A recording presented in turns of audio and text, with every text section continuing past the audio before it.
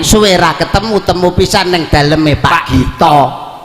Ngono. Godhong telo dikelo semur, Pak Gito panjang umur. Nah, Godhong telo di jangan terus yo enak no Dek. alah Parian contoh kaya aku Parian iki desane ndi iki Sukamara nandur lemtoro neng tengah sawah wong sak Sukamara kabeh barokah Amin. ngono lho Cil. nandur lemtoro neng pinggir kali wong sak Sukamara banyak rezeki ngono ora iso kowe Iya. ayo Nandur amin ning alah Bose kok nandur amin iki lho Sukamara. nandur Nandur lamtoro.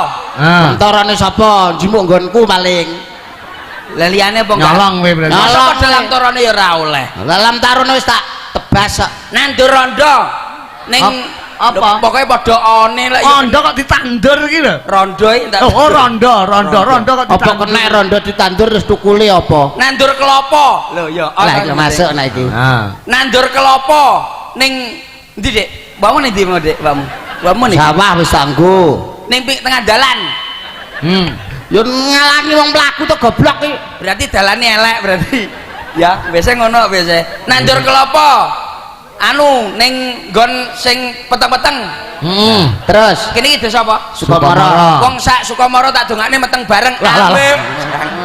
Diacok tenan kowe malah. meteng bareng nang sae dibane kok Diban kowe bidan sing lambine putih kene enak putih iki lho jenenge diban goblok Bidan jangkrik bocah iki kok. Iki sing enak iki kene iki jenenge bidan kok iso.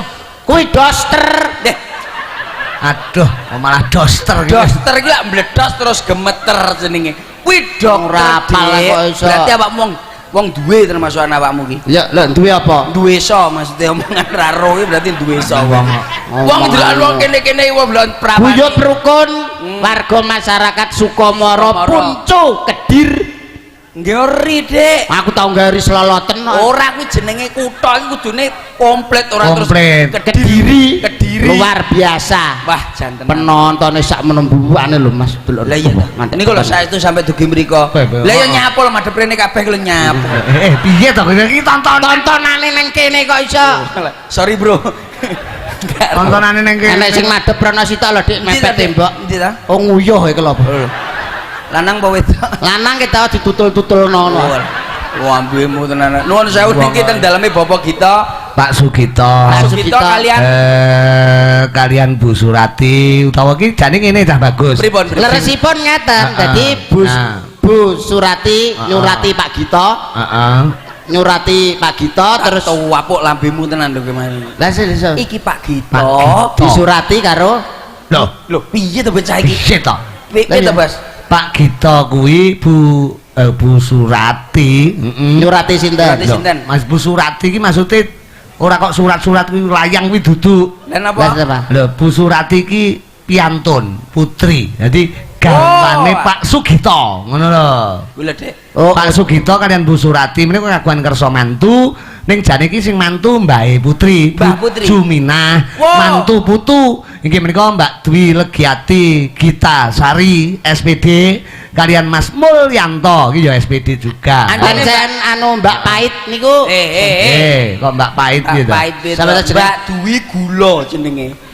Mbak Dwi Legiati Legi ta Hati kok iya pahit. to iki Rumangsaku niki kenano iki tak dudu iki catetane didongakne mugi-mugi dadi nyang apa kok didongak-dongakne ku perandangak dhewe to kok didongak-dongak sok ora kowe. Kowe iki jan ada kok kono teko kene ndongake sing di omah iki didoakan pepuji lho Saya urip itu puji gitu maksudnya ngawur. nyuwun marang Njaluk karo sapa dengenane wis njaluk ra dikeki no kaya ya lha engko mulih dikeki jajan awake dhewe kowe mangsamu. Niki ya tak wacane kowe ra roh iki. Nama. Lho niki lho Bos, kula wacane nggih. Kersane genah. Nama Dwi Legiati anu Gitasari SPD Sinar Dunia. di sinar Iki pojok enek Sinar Dunia iki. ngawur kuwi mereke kertas tak Walah lane tulisane. dhuwur murambok waca macae sing lengkap Iya. lho wa barakatuh Alah assalamualaikum endi. Assalamualaikum endi kaya Kowe rumangsa. Assalamualaikum wis salam lho kok iso Lah ndi? lah mau Endi mau? wa barakatuh Lho, komplit no dek. Lah piye Dik bener piye? Assalamualaikum warahmatullahi wabarakatuh. Ya. Lho, jawabmu lho jangkrik jawab iya kowe wong Islam mau uduk to. Islam jawabnya piye? Lho, wong lek enek wong nguluk salam ki wajibe dijawab. Kudune dijawab Waalaikumsalam warahmatullahi wabarakatuh. Ah ora kudu salame ora wajib kudu dijawab. kowe wong Islam kok duduk to? Islam no. Enek wong nguluk salam kudu wajibe dijawab. Enek salam sing gak wajib dijawab. Apa kuwi? Lah salam imam karo makmum nek pas jamaah.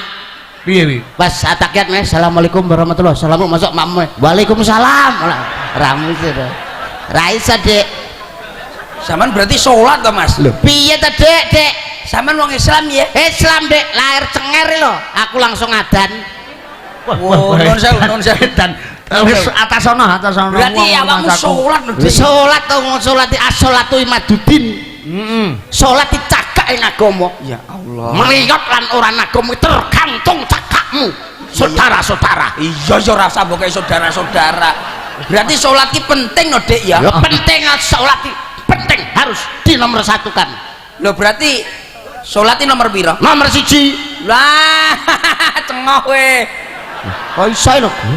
Lah ngono ngaku Islam lho. Ngaku Islam lho, iki karo aku lak sholat nomor 2. Sholat nomor 1 harus diutamakan. Gawean apa wae wayah luur-luur, wayah ngasar-ngasar, leren gaweane. Sholat nomor 2. 1. Loro. Lah kok iso? Rukun Islam ono piro? 5. 1. Syahadat. Loro. Salat. Lah iya to. Nah, iki lho. Assalamualaikum. Waalaikumsalam. Oh, tak kemlelet bae kleru. Lah dul. Video kleru. Apa nek ditekoki sholat nomor piro? 1. Salat wimaduddin. Iya. To, dudin Salat dicagake ngaku. Eroh aku lak sholat ki cagake agama. Meleyot lan dicake salat tergantung Eroh, Dek. agamamu ki salatmu. Eroh aku roh. Ning aku takokku ki lho. Sholat ki nomor piro? 1. Loro, Dek. Lah kok iso? Rukun Islam ono piro? 5. 1. Syahadat. Loro. Salat. Ah, pikiran sik to ngono kuwi. Rana mojok rana dipikir dhisik, dipikir lah. Engko mari Kan mau urung paham ta kowe iki. rujuken aku asirahmu. Nah. Wong kok rumangsaku wong srek. Aduh, isin aku.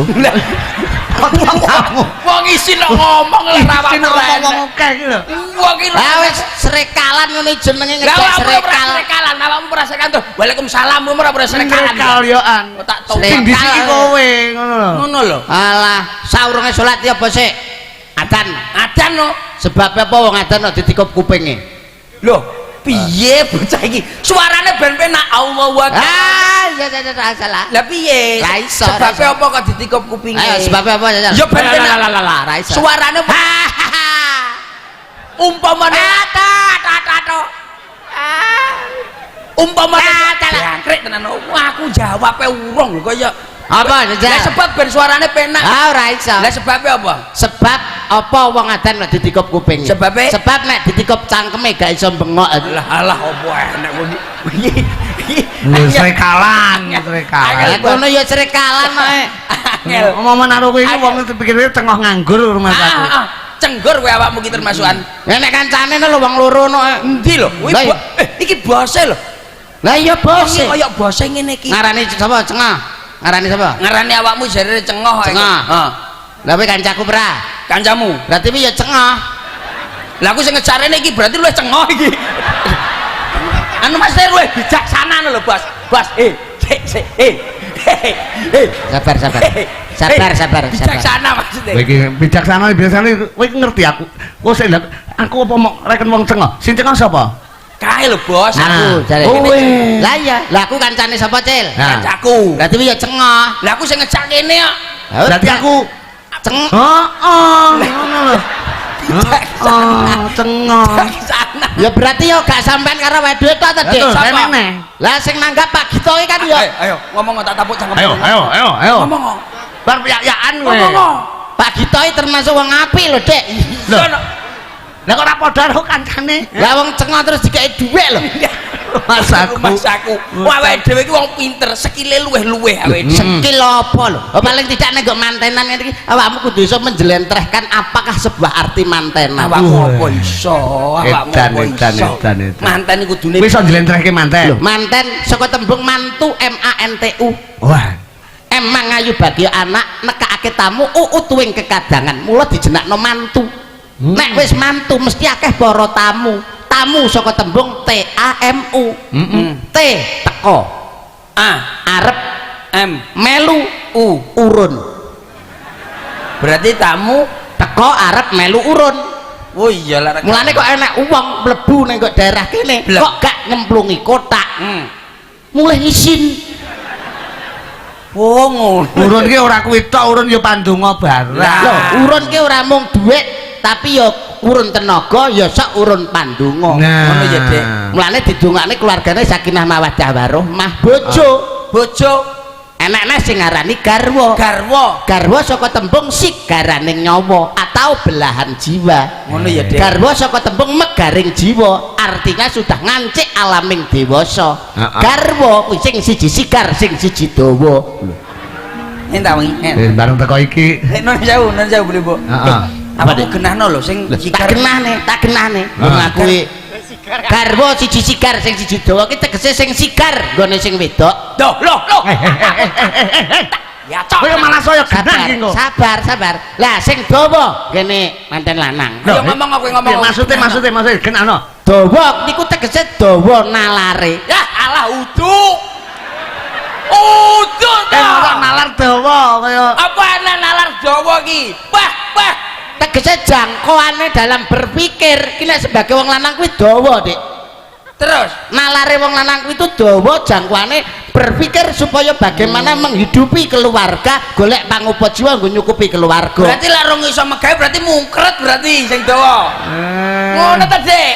Nek apa? Mungkret. Nek urung iso berkae. Ah. Ya diodot. Loh.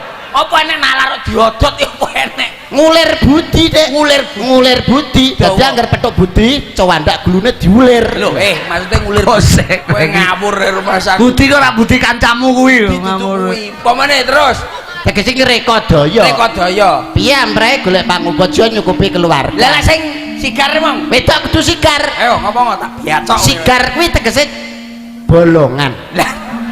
Ayo ngomong apa? Bolongan utawa celengan.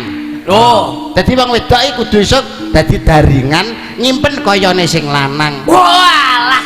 Kuwi lho, Sing Dik. bolong apa celengan ta? Celengan kanggo nyemplungi dhuwit, nggo nyimpen kayane sing lanang, kanggo apa kuwi nyukupi kebutuhan keluarga. Oh.